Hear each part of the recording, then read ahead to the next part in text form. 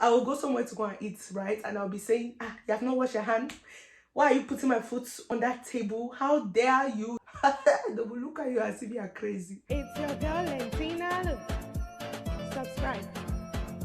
I say Cameroon, Bamenda, around the world. Hey, let's go. Hey. Hello guys, welcome to my YouTube channel. My name is Lentina. If you're new here, I am a Cameroonian based in the United States, and I'm here with a new video. My whole family lives in Cameroon, and I actually just came back from visiting them for the first time in 10 years. So it was a big family reunion. I just came back in September. I was there for 2 months. Of course, there was a lot of things that I was like, I wish I knew this before coming. Like, I had a conversation with my mom, like, oh my gosh, I grew up here, but after being away for so long, there's a lot of things that I wish I knew before coming back to be better prepared. And I know that with COVID going down now and becoming a normal thing, a lot of people are traveling more. And so I figured out that the best thing to do to help you guys also prepare, if you plan to take a trip, even if it's not to Cameroon, if you are going to, Dubai or anywhere you're going, it's just good things to know. Me, I like to travel, and I wish somebody would have told me these things before I traveled. So I made a list. It's a very long list. Please take notes. I'm telling you, learn from my mistake because it was rough. Like, I enjoyed my time, and thankfully where I was able to get the things that I did not have, but it would have made all the difference if I had them from the very beginning. So the first thing I would say is you need a power adapter. So like, and this, shout out to my friend Blessing, she saved me. The power adapter, because in America, or if you're somewhere in the West, the way that you charge, we have the two that are square, and you plug your your block. I'm not a tech person, you know what I mean? You need something to plug to the wall to plug your phone in to charge your phone or your laptop. The second one you need is a power bank, because in my country, in Cameroon, the power outage is insane. I mean, when I went, it wasn't as bad as I was expecting. We only had maybe 2 or 3 blackouts really that were gone, that the lights were out for hours in my almost 2 months there, which if you know Cameroon, you know that's remarkable. I've heard it's worse in Nigeria. You need a power bank that's fully charged. And whenever you have lights, when there's not a blackout, I prefer to charge my power bank than to charge my phone. Because my power bank, when it's fully charged, it can charge, like I used to charge everyone's phone in the house. Like we could plug up to 3 devices on my power bank and they'll be fully charged, and you'll have enough on that power bank to last you 2-3 days. And so it worked for everybody in the house. So please get a power bank. It will save your life. I'm telling you, it will literally save your life. So that's 2.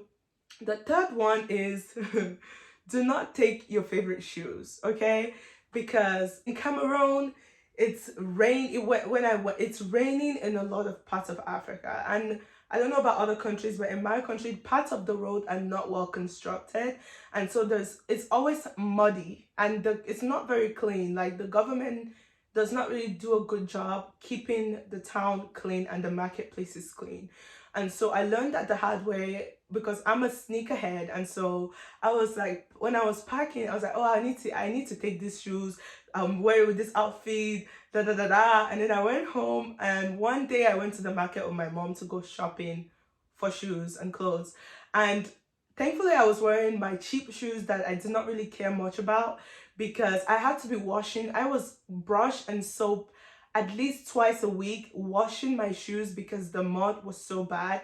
Like even when I went to my dance studio in Cameroon or to the gym, they had you couldn't wear the same shoes inside that you had on outside. You had to take off the shoes at the door and then wear the shoes that you plan to be inside the gym with, because you would make such a mess. So don't take your best shoes. Take shoes that you are comfortable in and that you have no problem if they get stained because of the condition of the roads and stuff. So that's important. The next one is an umbrella. Ties right into the rain. Just take a small portable umbrella. I mean, you can look at the weather for where you're going, but it's never a bad idea to take an umbrella. You can always buy one there, of course. It's something that you can always do. Pepto-Bismol, let me tell you guys, Pepto-Bismol saved my life. Oh, ha! Because you know, when you grow up in Africa, your system is used to eating anything. I mean, anything that you can eat, you eat. We didn't used to wash hands. This is washing hand things and American something something. But now I've become bougie. Like after being in America so long, I went home. I was doing I will go somewhere to go and eat, right? And I'll be saying, ah, you have not washed your hand. Why are you putting my foot on that table? How dare you? You know I'm a citizen of America. They will look at you as if you are crazy. But anyway, I was still taking precautions in the kind of places that I ate because I know that my system is not the same like it was when I was growing up. And also just knowing what could happen as a nurse, I just don't take risk with food like that. And even my mom will tell me, always eat at home, don't eat out. My mom was like, if I ate out, she had to approve the food before I could eat it, and I'm glad that she did that. But the Pepto-Bismol, there were times when I would eat things like at restaurants, or I'll go out and it will really give me a really bad stomach ache. It will really cause me to be upset, and the Pepto-Bismol will help. Just like 15 minutes after taking it, everything will be back to normal. My tummy ache, the pains will subside. So the Pepto-Bismol, take like a whole container, I mean a gallon of Pepto-Bismol, the pink one, you know, the pink, take it. Ah, it will save, I'm telling you. Ah, you will thank me later. You and your family members, come and thank me. Oh. I accept cash. Anyway, the next is mosquito net. Have you ever had a romance love something with mosquitoes at night? When it starts pinching you, you will feel it. You will feel it in your hop skin. My dear, bring mosquito nets. My family are the best. They already have my room set up with a mosquito net by the time I went home. But if you are going to a place where you don't have family members, you don't know people, bring your own nets. These people are not here to serve you. They have been living here. If you are coming, don't come and stress anybody out. Know what you are bringing, and don't, Africa is so, like the people who are living there do not invite you. If you are going there, my dear, prepare yourself. Nobody asks you. So that's all. Bring your mosquito net, get your vaccinations. If you're anti-vaccine, now you say, my dear.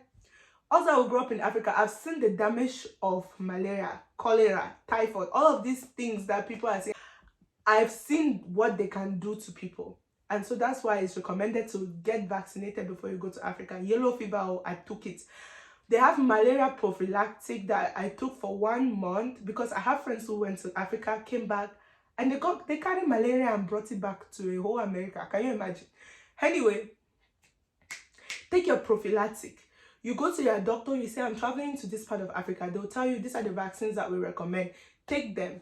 And then they'll give you prophylaxis. Do you know that in parts of Africa, they don't even have malaria medication? Yeah, making nyangatu. My friend, save your life. Oh. Take your anti-malaria medication so that when you go, you'll be fine. When you come back, they give you enough to last you another week. So that is something that I highly recommend. Please, don't go and stress people in Africa out. They already have their own problems. Don't come and carry sickness and add to their wahala. Anyway, Wi-Fi. My family calls it, in Cameroon, they call it Wi-Fi. You know what I mean? That thing that they spell W-I-F-Y. Alias English, madam. W-I-F-I. They call it Wi-Fi. My dear, it's rough. Hey. Unless if you're in a hotel that provides Wi-Fi, you're good. But otherwise, they have these MTN modems that you can buy and activate data for a month. But that thing is a scam. Let me tell you people, that thing is a scam. I will buy that thing like that. I will use my Instagram for 2 minutes. They'll say I've run out of data. Some days the thing will not even connect. I'm telling you, it was trash. Maybe you can find a better system than what I had. But what I have was useless. And like almost every day, I was like, I'm just wasting money at this point because it was not very helpful. So figure out where you're going to, what the best way to get internet connection is, and get yourself hooked up. Don't go and carry shock. Oh. Don't go and carry shock. Anyway, another one is bottled water. Again, like I said, if your system is not used to the water in Cameroon or in Africa, know how you manage yourself. When I was in Cameroon, I was only drinking Supermall because growing up, I already had issues with typhoid, which is is gotten from water. Even my sister who lives in Cameroon, she only drinks bottled water because she would get sick all the time. And so with the kind of know your system, a lot of people who grew up in Africa can handle it. But if you're coming from somewhere where everything is purified, it's harder on your system. So drink clean bottled water, okay? Don't take risk and go, and then we'll be hearing another story in America and then your family will say somebody poisoned you, when it's just carelessness. Okay. Sunscreen. My mother did not even know what sunscreen was. I was the one who brought sunscreen and said, and you use it like this. Bring your sunscreen. Oh, the hot sun in Africa is not a joke. Bring sunscreen for every day because you're outside. Hazy, which hazy? Are you buy hazy for who? Ah, my dear, bring your sunscreen, oh, because when you're outside, the sun will hit you like this. You start speaking country talk before you know where you are.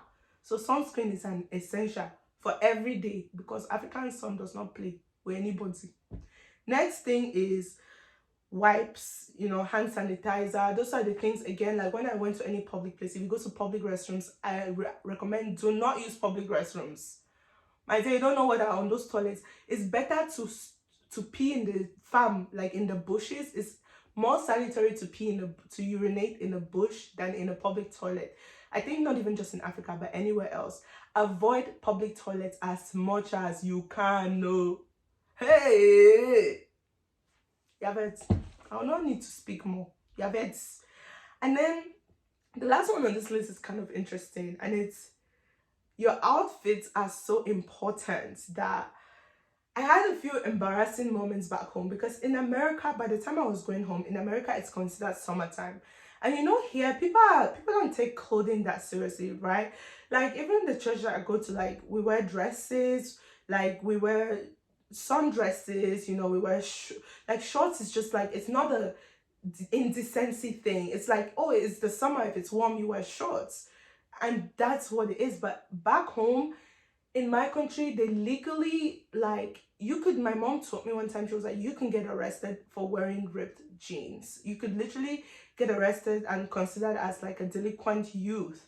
And y'all know the kind of clothes I be wearing. I'm a dancer. I'm like hip hop, urban, that kind of stuff. So if you see my outfits, most times I'm in shorts or ripped jeans or like short dresses or like off shoulder, like crop tops and things like that. And like, that's my style. But I wish I had known that before going, because then what I would have packed would have been very different from what I took.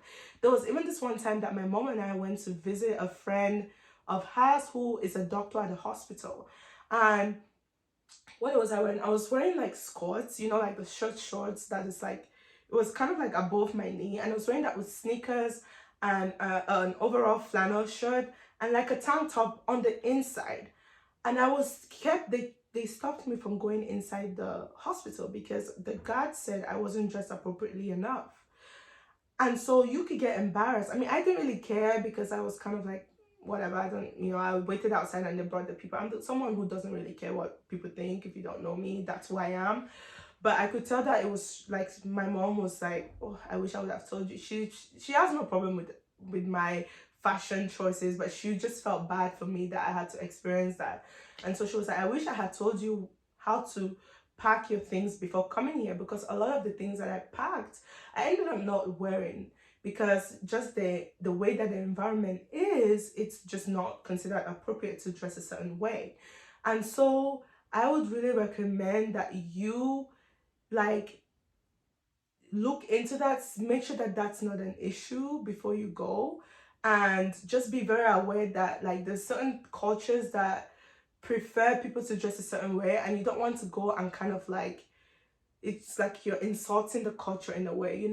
I mean, as a dancer back home, there were a lot of dancers too, and when I went to the dance studios, like we all dressed in a similar style because I feel like dancers, we have our own vibe. It's not like what, just whatever, we just, dancers have a certain vibe. So in that crowd, it was fine.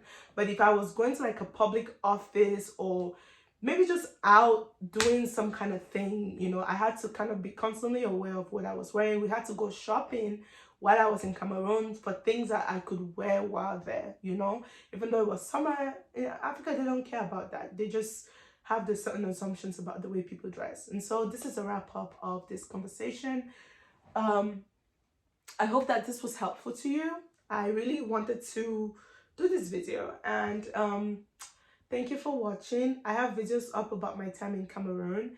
I will attach that here so you can see, but I will see you next time. Deuces.